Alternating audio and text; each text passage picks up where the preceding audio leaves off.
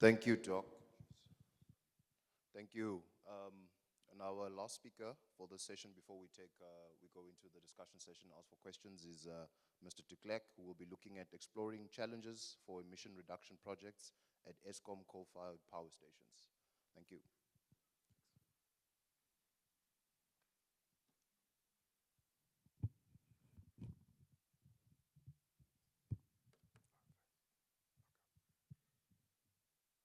Good.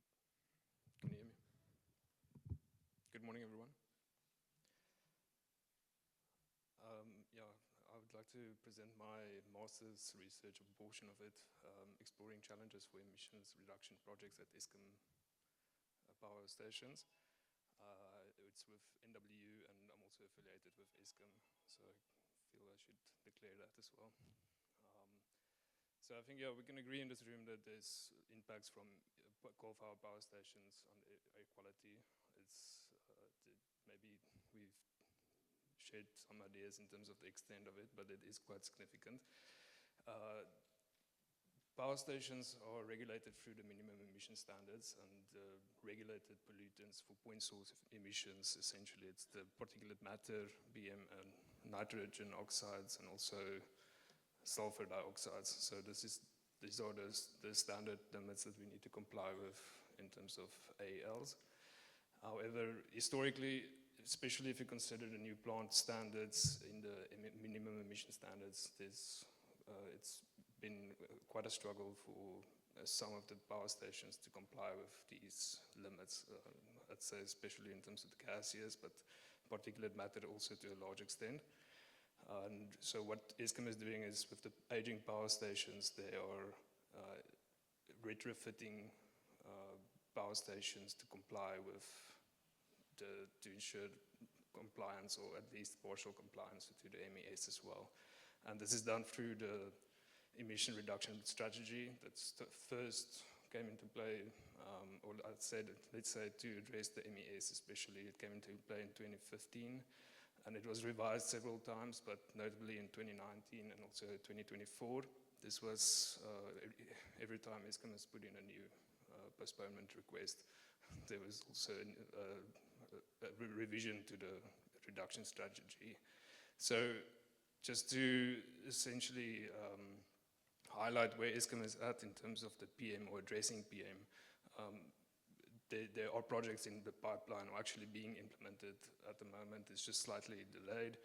In terms of nitrogen oxides, there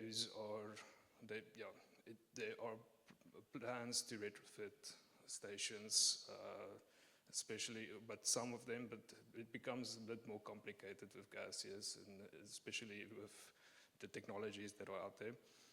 You're really changing the power station's combustion internally as well. So you've got a lot of knock-on effects that you need to engineer out as well.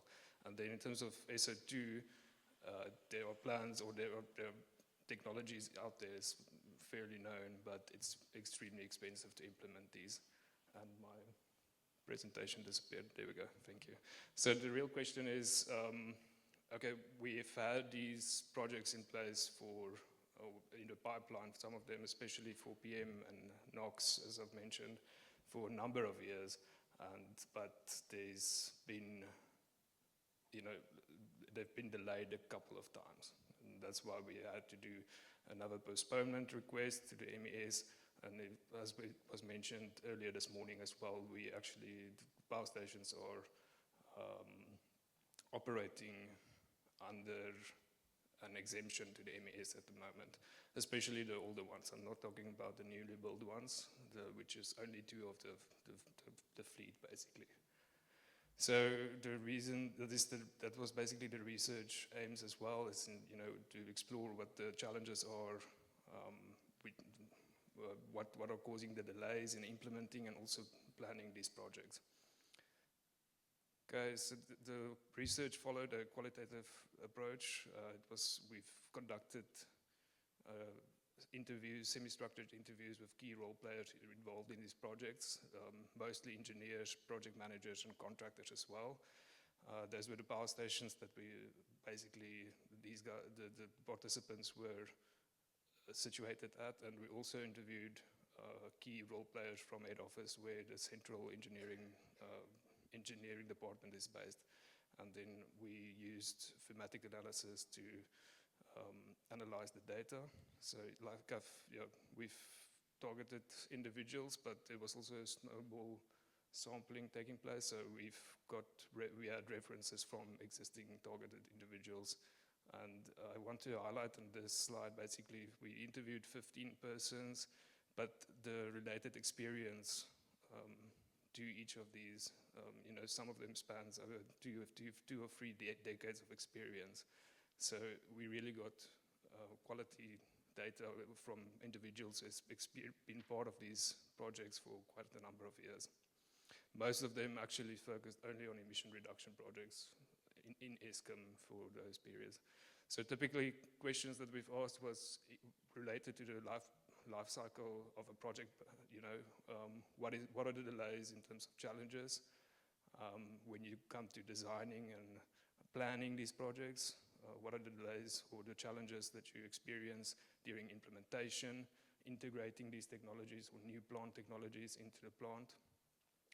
And also, what are the delays after project implementation? What are the challenges, basically, why they're not sometimes as effective or immediately effective as they should be?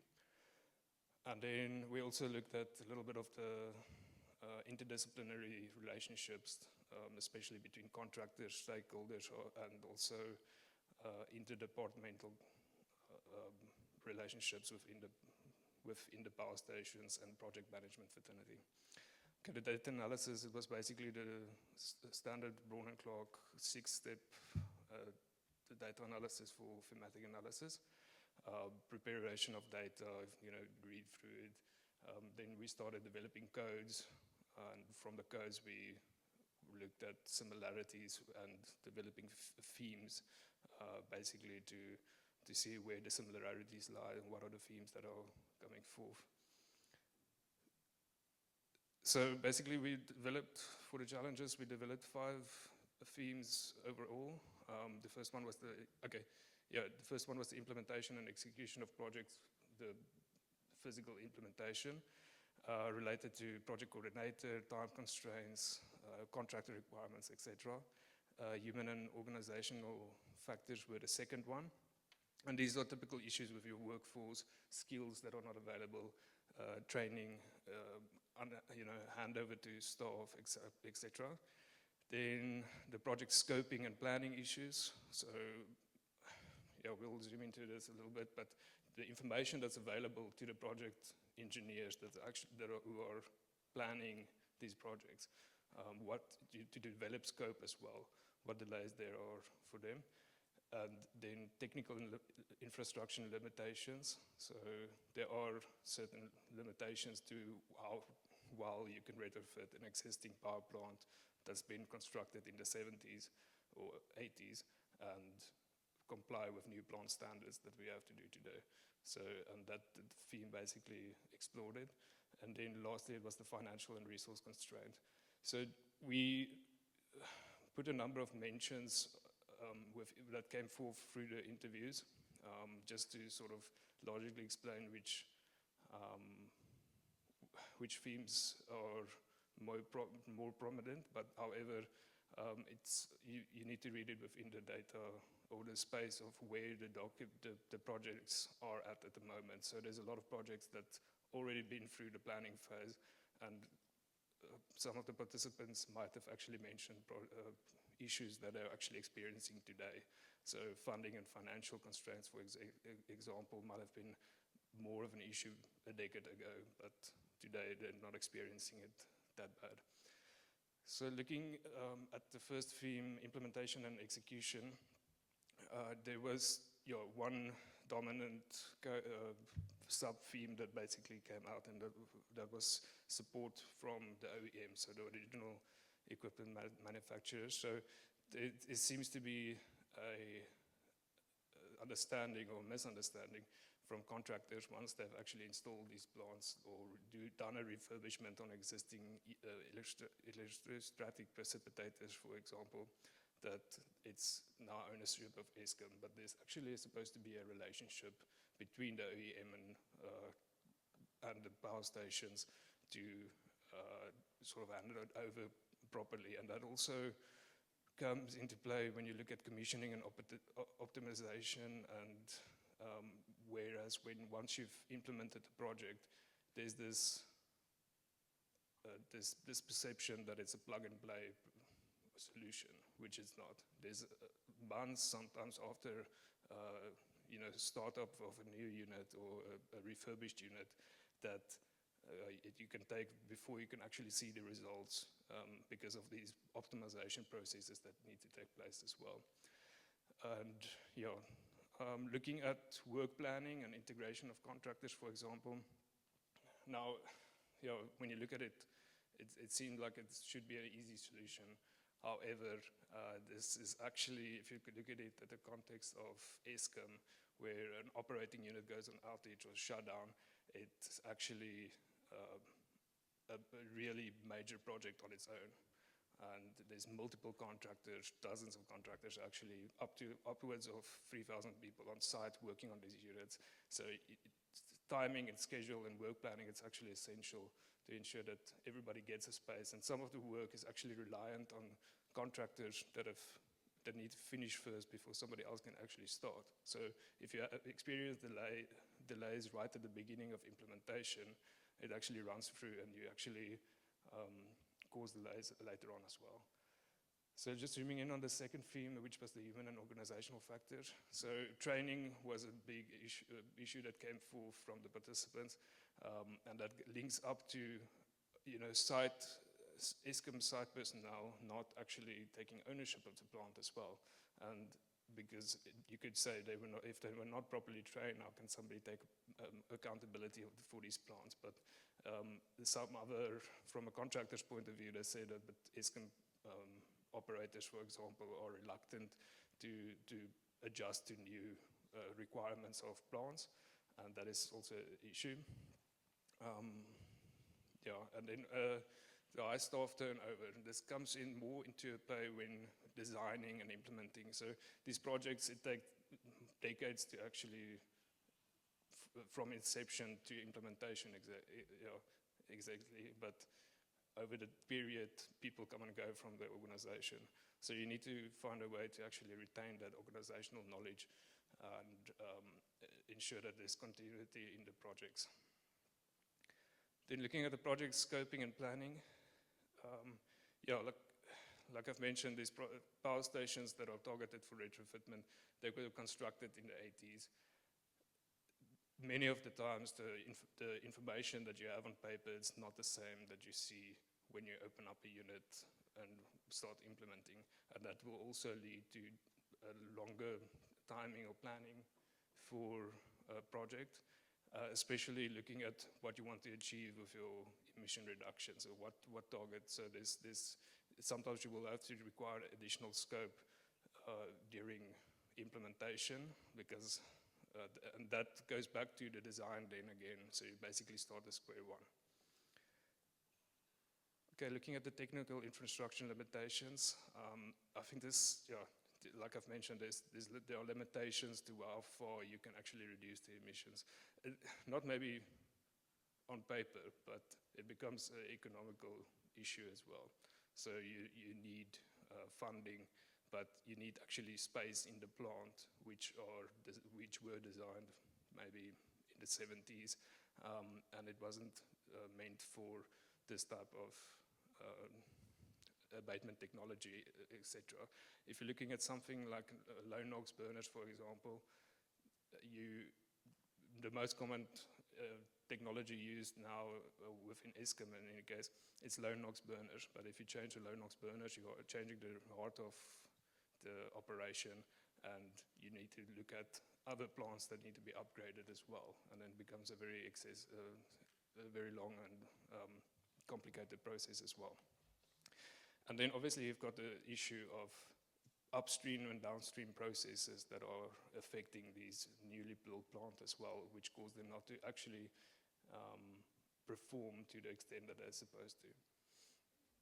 Okay, then financial and resources constraint, like I've mentioned, I believe yesterday we heard one power station, for example, to retrofit of SO2, we're talking about 8 billion rand. So for the fleet to essentially comply with SO2 limits, it will cost upwards of 250 billion, which is an excessive expense, not only to Eskom, but it will actually have economical impacts as well. And that came forth in the research as well. So often engineers would say, no, but we were limited to the scope that we can actually implement due to financial constraints as well. So yeah, if I can conclude, the barriers for emissions and emission reduction projects are actually very complex, and it's linked to different factors. But for Eskom to achieve essentially the meaningful emission reductions, it's not only a technology or a technical problem that need to be solved, but it's basically everything around operations as well. Skills, planning, people involvement, and also largely investment as well. Thank you, Chair. Now I'm done.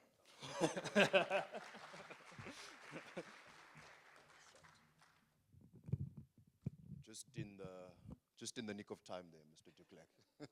Okay, we're going to move to our discussion session.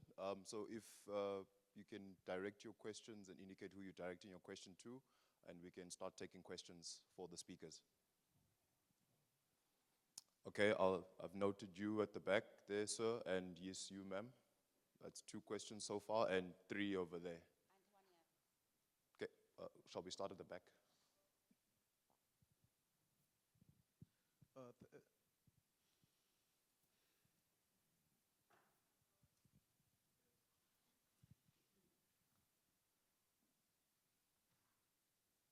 Thank you, Chair. My question is directed to Mr. Yingwani, and I'm glad that you are looking at the legislative challenges in the AELs.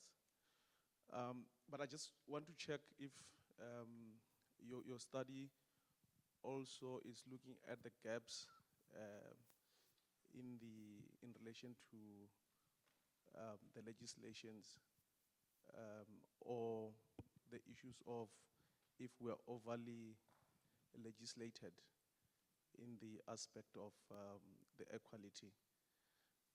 And I will tell you my view on this. I think as the industry, we're struggling to catch up with the changes in the legislation and new regulations that are coming on the daily basis. As you are reading a new change, there's another commenting that you are requested to have a look. So I just want to check from you if part of your study also you're looking at if there's gaps or if we're overly legislated in this front. Thank you. Thank you. Yes, here in the front. Thank you so much. The question or comment rather is towards Mr. Yingwani. It's with regards to the standardization and enforcement of AEL requirements and reporting. What I've, as you're in industry, you'll find that you are in the same region and you are continuously operating, but the reporting requirements are quite different. For example, with Eskom, you are required to continuously monitor and report on a monthly basis, but then there's operations in the same area who sample twice a year or whatever, but then they are operating continuously or during operations they don't monitor. So if I'm that organization, I'm going to monitor when I'm doing well, and then that skews the performance in terms of what that particular organization is looking at. So I just want to applaud you for your research, because then perhaps the enforcement and how AELs are outlined will assist us in terms of having the correct picture of the performance out there and regulating properly. Thank you. Thank you. There's a question at the back on my far left. Okay. Okay, thank you. My question is also directed to Mr. Yungwani. I think your presentation was well presented that everyone want to ask your question. My question also is referring to the legislative challenges that we're having.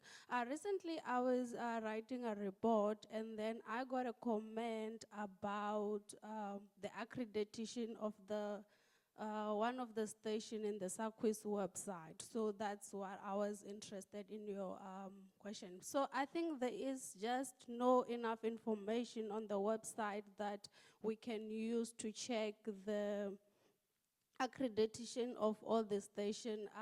So my question is, as people from the civil society that are not maybe well informed on law, if we have such questions like you were raising on your presentation, who can we maybe ask such question? Because we have confusion in terms of these frameworks that we don't really understand what it actually means or who is actually supposed to have the same understanding as the people who wrote the frameworks are meant for it to be. So such questions that we're having on your presentation, how do we get those questions answered? That is my question. Okay. Then there's another question on my far right. Thank you, Chair, and also thank you to all the speakers in this morning session. My name is Napon Sasa from Mintech. Also, question directed to Mr. Ingwani there. Maybe more of a comment, comments with questions. But what I want to start with is the clarification between the accreditation and regulations, right? Accreditation is a completely different environment. It's done a whole differently. So if there are gaps on it, there is a way to do it, right? We've got SABS that obviously approves the international standard to South African standards. There is I think a requirement there or an operation where it can be converted to South African national standards. It just depends on the type of standards, but strictly ISO standards remained ISO standards, and they are governed at that level between SABS and the SANAS, right? With regard to SANAS, additionally, as well as the SABS, you've got technical committees that experts from different fraternities are invited to participate. I know at SABS level, you had, I think, Ambient Air Monitoring Technical Committee, Stack Gas, and others. There are quite a lot across all the standards that they sort of like govern. Also at SANAS, there are technical committees that deals with different calibration facilities where they look at SANAS R documents that support specific accreditation guides. So if there is a requirement from the government to have a service provider that is accredited, such requirement must be met. There shouldn't be a service provider that submits or get work from against ISO 17025 when they are not accredited for 17025. I think that has to be a very strict requirement. Perhaps those requirements should maybe have an additional auditing to check. If your requirement was ISO 17025 for specific measurements, then the ISO 17025 accredited facility should be given that job to do because they are accredited for that. And then it would have been maybe interesting to maybe further elaborate what are the gaps you're seeing on the ISO 17025 so that they are addressed accordingly. Because then during the review process at international level, all the recommendations from the member states, such as us, will then be addressed there. But they should have been well captured beforehand at SABS and SANA's technical committee levels. Thank you. Okay, let's give the speakers a chance to respond, and then if there's any more questions, we'll take a quick second round. Thank you for all the questions. I think starting from the first one, you asking if we are overly legislated. I'll give an opinion with not much authority on it. And my opinion is that we're very new, we're still new in this equality legislation. And we also trying to fight with many things that are associated with equality, and hence the changes. Yeah, I think, and maybe that's also the reason we're not standardized. It's we're trying to fix many things at the same time. But my opinion is we're not overly legislated. We just probably need, maybe tying up to the question that I think it was the third one, where they say, who can we ask if there are questions? I think maybe we need clarity as to who do we go to if we have a question with a certain thing. And I'll ask Dr. Patience Gwaze maybe to chip in there, or where do we ask if we have, who do we ask when we have questions on legislation? But I don't think we're overly legislated. I think we're still new, and we're making changes to try and fit our circumstances as a country. And then the second question, no, I think the second one was a comment, and thank you for the comment. I've addressed the third one. And then I think the comment also from NAPO, it's about accreditation. I haven't looked in depth on the SANA's accreditations. I think the comment now from my study, I think the finding now on the study is that we have requirements for accreditation, but sometimes when someone conducts work and they're not accredited, the report is still accepted, basically. Where I think we need to enforce, so that if someone is not accredited and we're requiring accreditation, that report is rejected. And that will encourage everyone to sort of look to get accreditation or to use the facilities that are accredited. Thank you. I think I've addressed all of them. Thank you. Okay, Doc. Doc, over to you. Was there no questions? Did I receive any question? I think you did. Could If you- not, okay, I think you did. I think there was a question from. Yes. Good morning, everyone. Thank you to the presenters. I think the presentations were very interesting. I've got two questions. One for the doctor. That's the name. I'm sorry. I'm gonna butcher it. So let me let me skip it. And I also have a question for Willem. So sorry for now. To the doctor, I just wanted to find out if there are any case studies where the public participation from a community was very effective, and if this can be transferred to other communities.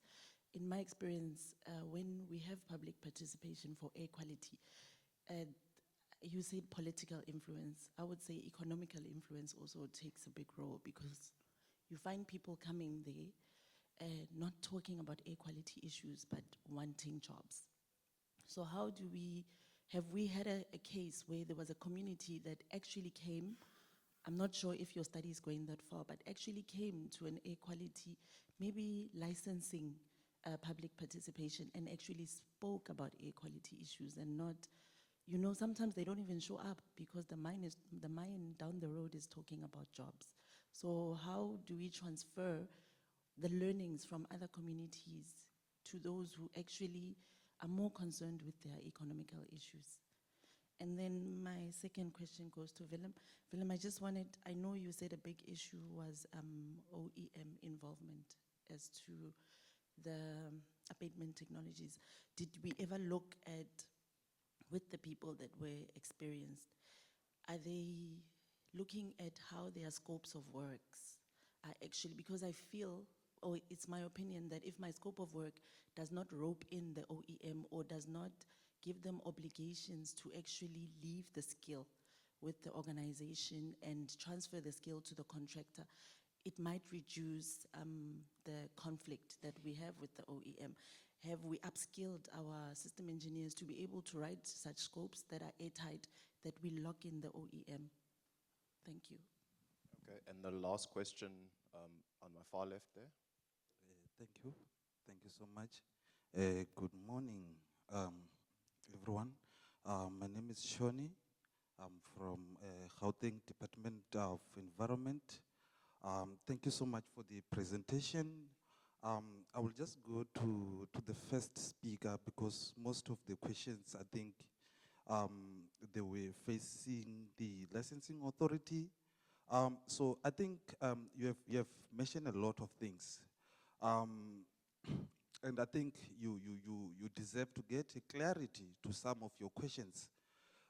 Maybe I will start with, but I'm not going to answer everything. I'm going to answer based on Gauteng. NACO will respond looking nationally. In terms of the continuous monitors, you have mentioned that some of the facility they don't have. Remember when we draft the license, we are also guided by the legislations. So in terms of the continuous monitors, it's not all activities or listed activities needs to be monitored continuously.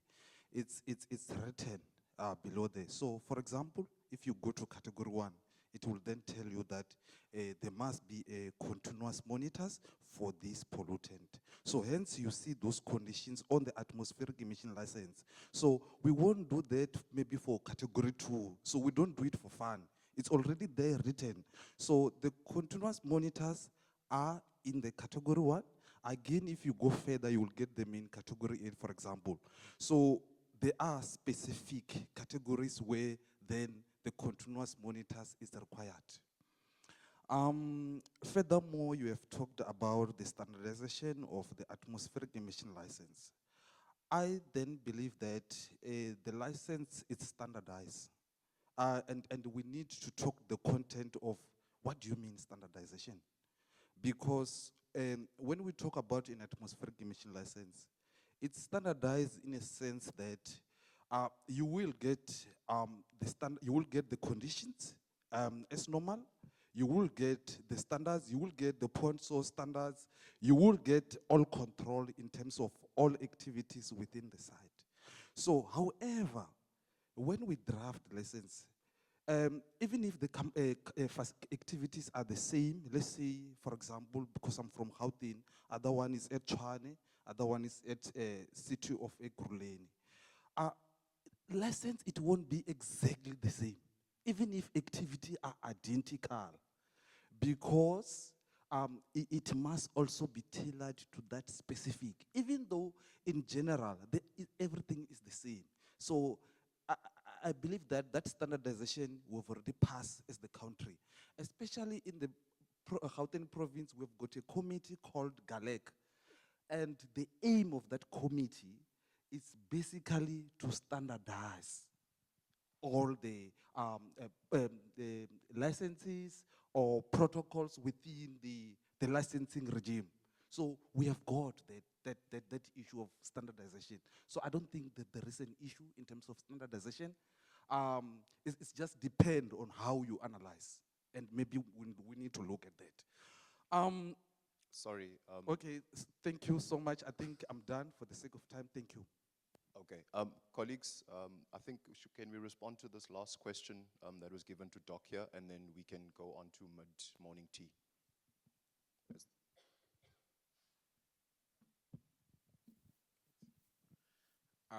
Thank you very much for your question. I think I made mention of the scope of my study is to examine the extent to which the law facilitates public participation. So I've not really dealt with any case study as far as public participation is concerned, and that is one of the limitations of my study. But even though there haven't been any case study as far which is directly towards public participation, towards air quality, but we have like sectors like mining. Obviously, when there is a project, there's going to be public participation. So as long as we have projects, ongoing projects, it means there was a public participation prior to the establishment of that project. So public participation in South Africa is a little bit challenging because of the heterogeneity nature of our society. For instance, there was a paper that I wrote whereby I dealt with public participation at the Olobeni. People might think that once like there is public participation, the majority might carry the day. But in that same sense, they said, the court says that decision making in the Umpondo land is not majoritarian. So even though a lot of people might have supported the project on paper, but the project did not take place. So the heterogeneity nature of our society. So I believe in terms of proper public participation, we should localize it and leave it with the local government, because each individual space or locality have got its own way of facilitating public participation. What could be right for, let's say, locality A might be different from locality B. So I've not yet come across any case study directly towards public participation as far as air quality management is concerned. Thank you very much. Okay, thank you, Doc. Apologies for going over the time of mid-morning tea, but this comes to an end to the close of the session. Now we'll be going to mid-morning refreshments from now until 10:40, and then the next session will be session 8, which will be chaired by Dr. James Chilongo. Thank you.